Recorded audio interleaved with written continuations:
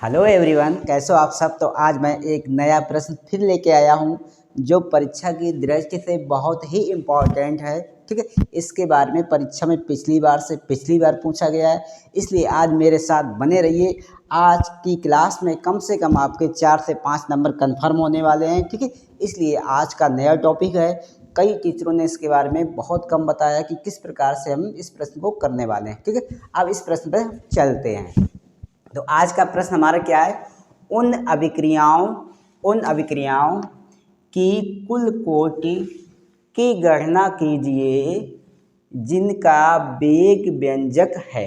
तो एक बार प्रश्न फिर से देख लेते हैं। नया प्रश्न है, उन अभिक्रियाओं की कुल कोटि की गणना कीजिए, मतलब आपकी जो भी अभिक्रिया दे रखी है उसमें कुल कोटि की गणना आपको करने की। कोटि हम किस प्रकार से ज्ञात करेंगे, तो याद रखना, हमने जब पिछली क्लास में कोटि के बारे में जब पढ़ाया था तो मैंने कहा एन बराबर एक्स प्लस वाई है आपका, या एक्स प्लस वाई बराबर आपका एन है। ठीक है, अब ये जो मान रखे हैं ये एक्स आपका है, ये वाई है, समझ रहे हो। तो एक्स है और वाई है। अब तो समझ में आ गया कि करना क्या है, करना क्या देखते हैं भाई। तो x का मान आपको पता चल गया ये वाला है, और y का मान आपका ये वाला है। बस आपको कुछ भी नहीं करना है। तो x का मान 1/2 है प्लस और y का मान 3/2 है। ठीक है, अब देखो, क्योंकि इनके दोनों हर समान है और जब हर समान होंगे तो हम इनको सीधा सीधा ऐसे ही लिख लेंगे 2। अब 2 3 और 1 कितना होता है 4, इन्हें लिख लेते ऊपर।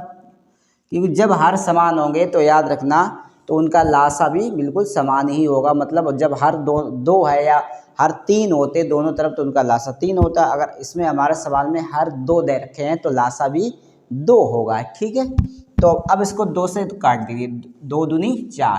तो आपकी कोटि कितनी आई है, 2 आ चुकी है। आप सबने देख लिया कि कोटि की आपने गणना की है, तो कोटि कितनी आई है, इस सवाल की कोटि कितनी आई है, 2। अब अगला सवाल देख लेते हैं। एक्स ये हमारा है, वाई ये है। ठीक है, बिल्कुल इससे पहले वाली जिसने बच्चों ने क्लास नहीं देखी कि एक्स प्लस वाई कहाँ से आया, तो वो क्लास पिछली वाली जरूर देख लें जिसमें मैंने अपक्रिया की कोटि के बारे में समझाया किस प्रकार से अपक्रिया की कोटि ज्ञात करेंगे। तो हम इसमें देख लेते हैं। अब एक्स हमारा 3/2 है और वाई हमारा -1 है, तो 1/1 कर लो। तो इसका भी लासा कितना हो जाएगा, 2। ठीक है, क्योंकि जब भी लासा एक कोई भी संख्या उसके साथ अगर 1 होता है तो वही संख्या उसका लासा बन जाती है। अब देख लेते हैं इसका कितनी बार गया लासा, 2 1 कम 2 1 बार गया। ठीक है, और 1 बार गया तो 3 ऊपर आ गया, माइनस कर लीजिए। अब 1 दूना 2, ठीक है, 2 कितनी बार गया, 1 दूना 2, 2 बार गया, 2 1 2। तो 3 में से 2 गया कितना, 1/2। तो इसकी कोटि कितनी आई, 1/2, या आप बता सकते हो, या ये भी बता सकते 0.5, या 0.5 भी बता सकते हो। इस प्रकार से इसकी कोटि ज्ञात कर सकते हो।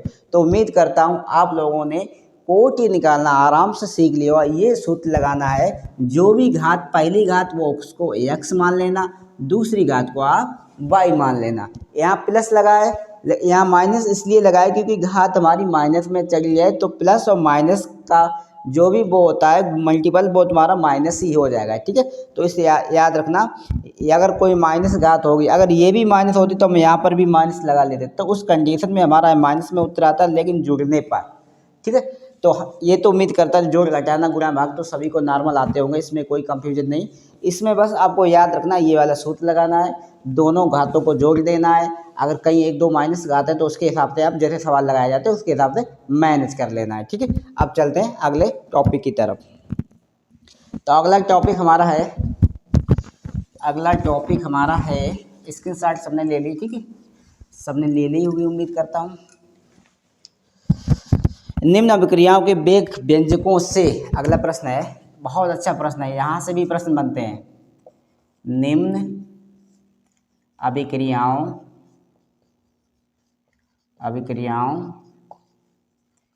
के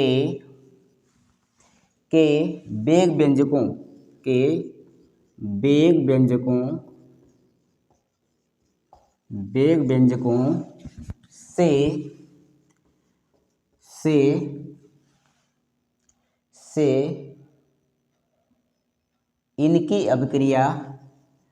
इनकी अच्छा प्रश्न आया था पेपर में। अभिक्रिया, इनकी अभिक्रिया कोटि तथा वेग स्थिरांक, अभिक्रिया कोटि तथा वेग स्थिरांक, वेग स्थिरांक की इकाइयाँ ज्ञात कीजिए। की इकाइयाँ, इकाइयाँ इकाइयाँ मतलब मात्रक ज्ञात कीजिए, ज्ञात कीजिए।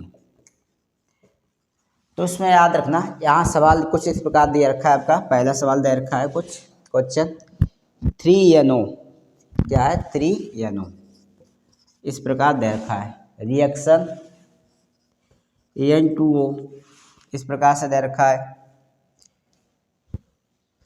N2O।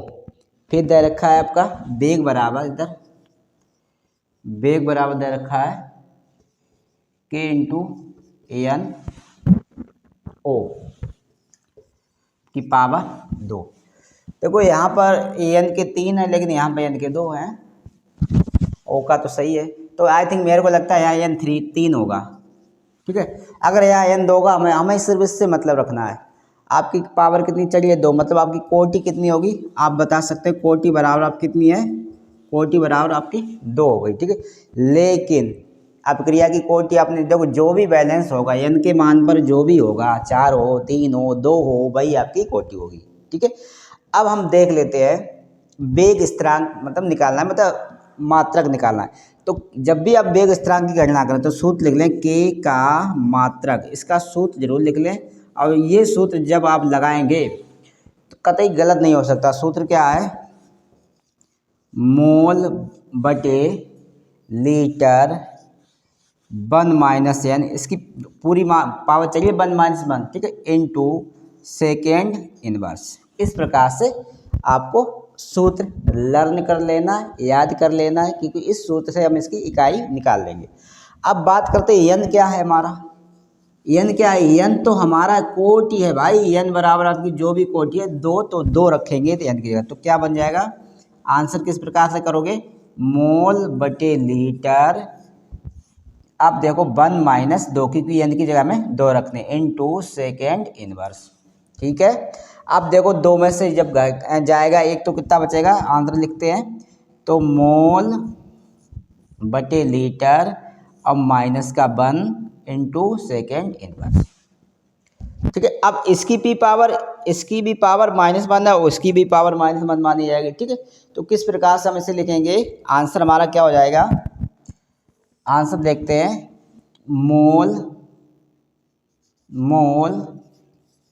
इनवर्स इनटू इनवर्स मतलब 1, ठीक है, into litre inverse into second inverse, ये हमारा मात्रक बन जाएगा।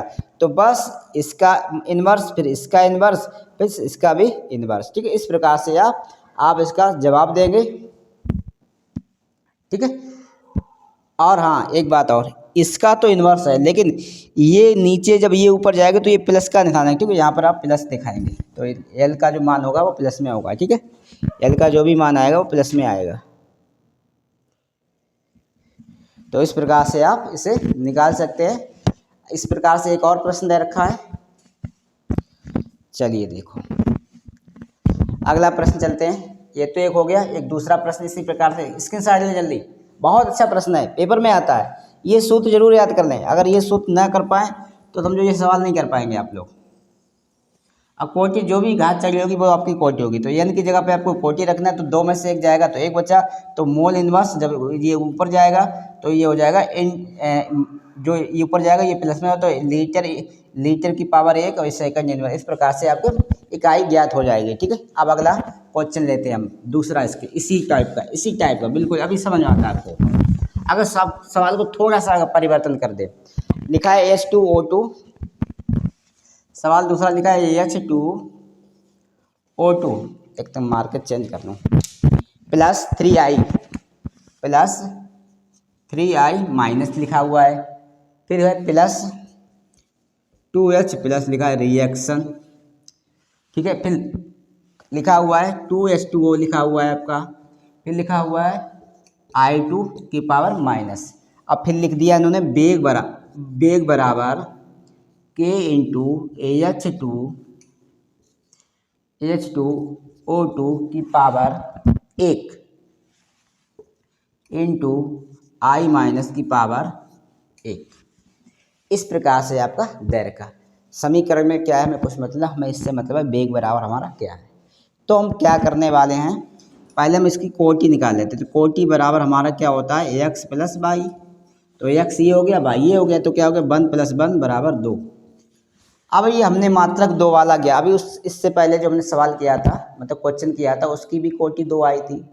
तो इसका भी बिल्कुल सेम आने वाला है मात्रक, मतलब इसका भी मात्रक वही आ जाएगा। तो अभी हमने क्या किया था, सूत्र क्या लगा था, K बराबर मोल बटे litre 1 - n into second inverse, ये था। अब यहाँ पे रख दीजिए, n का मान आपका 2 निकल आया है, तो क्या हो जाएगा मोल बटे लीटर। अब देखो यहाँ 2 हो जाएगा, 2 में से गया तो माइनस का 1 हो जाएगा इंटू सेकेंड इनवर्स। तो इसका आंसर क्या आने वाला है, आंसर क्या आ जाएगा मोल इनवर्स इंटू लीटर 1 की पावर 1। अब यहाँ 1 लिखो ना लिखो तब भी एक बात है, क्योंकि 1 एक ही है तो एक ही। अब आप लिखना चाहो तो लिख सकते हो। और सेकंड इनवर्स, इस प्रकार से आपकी इकाई ज्ञात हो जाएगी, क्योंकि अब सेम इकाई होगी, क्योंकि आपकी कोटि आई तो सेम इसका आंसर इकाई भी सेम, बेग स्थिरांक भी सेम आएगा। ठीक है, तो इस प्रकार से आप इसको बता सकते हैं।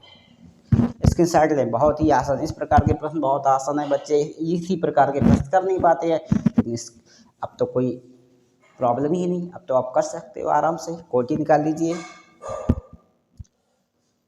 ठीक है, अगले प्रश्न पे चलते हैं। ठीक,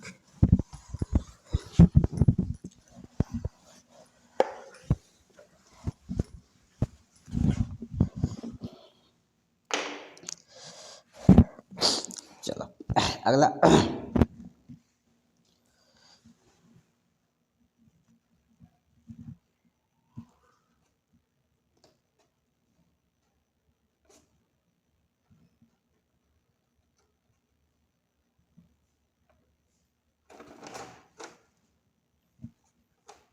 अगला सवाल देखते हैं।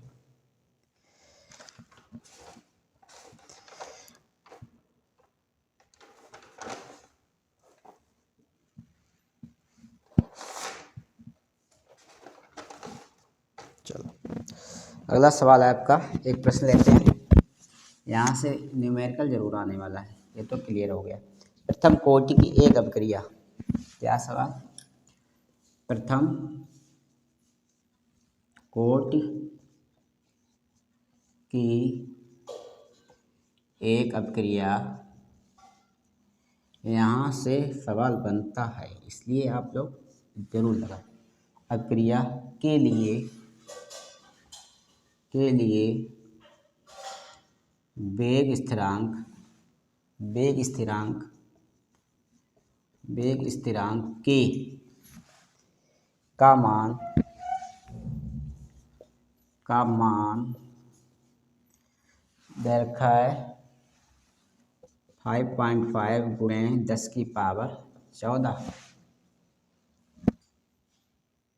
14 दे रखा ना, 14, टिक टिक टिक 14 दे रखा। सेकेंड इनवर्स पाया गया, ये माइनस में लिखा है। ठीक है, ये जो भी दे रखा है वो माइनस में दे रखा है, माइनस में ये दे रखा है, टिक टिक टिक 14 पाया गया। फिर लिखा हुआ है इस अभिक्रिया के लिए